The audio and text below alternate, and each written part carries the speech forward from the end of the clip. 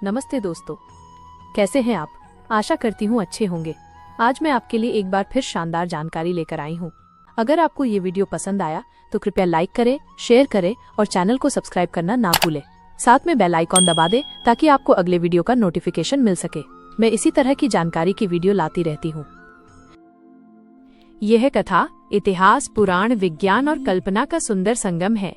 डूबा हुआ स्वर्ण नगर, द्वारका का रहस्य। समुद्र की लहरें जब गुजरात के तट से टकराती हैं, तो केवल नमकीन हवा ही नहीं लाती, बल्कि अपने साथ हजारों वर्षों पुरानी एक कहानी भी फुसफुसाती हैं।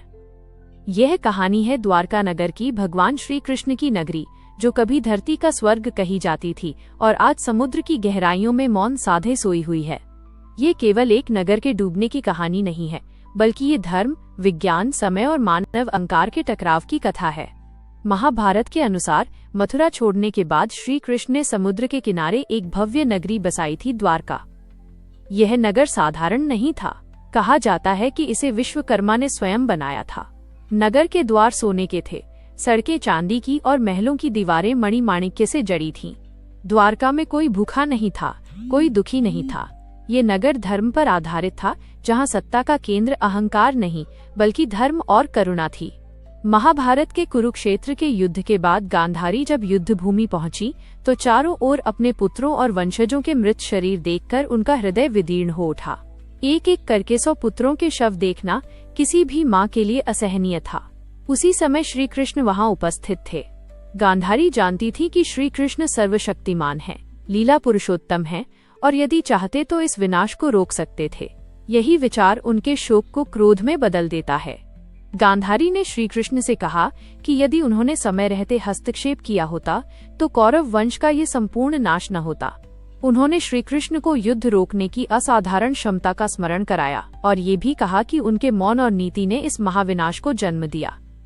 शोक से भरे शब्दों में गांधारी ने श्री कृष्ण को श्राप दिया, जिस प्रकार मेरे वंश का नाश हुआ है, उसी प्रकार तुम्हारे यादव वंश का भी नाश होगा। तुम्हारी प्रिय नगरी द्वारका भी नष्ट हो जाएगी और तुम इसे रोक नहीं सकोगे। गांधारी का ये श्राप क्रोध से नहीं बल्कि गहन मातृ वेदना से उत्पन्न था। श्री कृष्ण ने इसे शांत भाव से स्वीकार किया। उन्होंने कहा कि यादव वंश में पहले ही अहंकार और अधर्म बढ़ चुका है और यह श्राप उसी नियति को पूर्ण करेगा। उन्होंने गांधारी को यह भी समझाया कि युद्ध का विनाश केवल किसी एक व्यक्ति के कारण नहीं बल्कि समस्त वंश के कर्मों का परिणाम है। कालांतर में गांधारी का श्राप सत्य सिद्ध हुआ। यादवों में आपसी वैमनस्य बढ़ा। वे मद में अंधे होकर एक दूसरे से युद्ध करने लगे और अंततः पूरा यादव वंश नष्ट हो गया। समुद्र ने द्वारका नगरी को अपने भीतर समा लिया। इस प्रकार एक माँ के शोक से निकला श्राप इतिहास और पुराणों में अमर हो गया। गांधारी का श्राप हमें ये सिखाता है कि कर्म और काल से कोई भी, यहाँ तक कि भगवान का अवतार भी अछूता नहीं होता। यह कथा शक्ति, करुणा, शोक और धर्म के गूढ़ संतुलन का अद्भुत उदाहरण है। और फिर वो दिन आया। उस रात समुद्र असामान्य रूप से शांत था। आकाश में चंद्रमा धुंधला था। अचानक धरती कांपी। समुद्र की लहरें ऊंची उठने लगीं। लोगों को संभलने का समय भी नहीं मिला। धीरे धीरे द्वारका की सड़कें पानी में डूबने लगीं। महल, मंदिर, बाजार, सब कुछ समुद्र की गोद में समाता चला गया। सुबह तक वह स्वर्ण नगरी केवल एक स्मृति बन चुकी थी। क्या ये केवल एक पौराणिक कथा थी?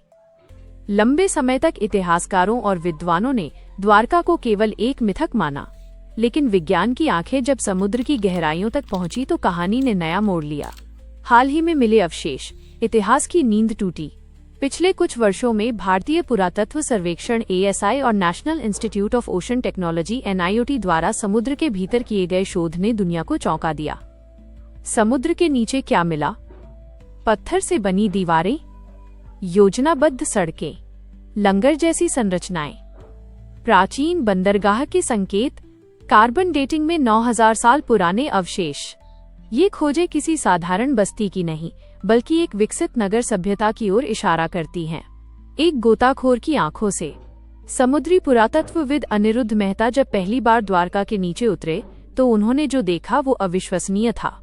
वहां दीवारें थीं, सीधी, योजनाबद्ध। यह प्राकृतिक नहीं हो सकता। उनकी टीम ने वीडियो रिकॉर्डिंग की जिसमें साफ दिखाई देता है कि समुद्र के नीचे मानव निर्मित संरचनाएं मौजूद हैं। क्या द्वारका सुनामी से डूबी?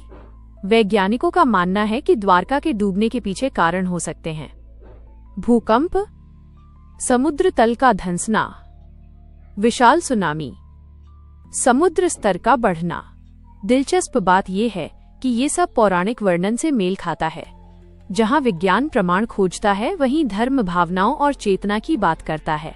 द्वारका का रहस्य इन दोनों को जोड़ता है। क्या ये संभव है कि हमारे पूर्वजों ने इतिहास को कथाओं के रूप में सुरक्षित रखा हो? समुद्र आज भी क्यों छुपाए है रहस्य? आज भी द्वारका के कई हिस्से समुद्र के भीतर दबे हुए हैं। तकनीक सीमित है और समुद्र निर्दयी। कुछ गोताखोरों का कहना है कि कभी कभी ऐसा लगता है जैसे कोई शक्ति हमें आगे बढ़ने से रोक रही हो।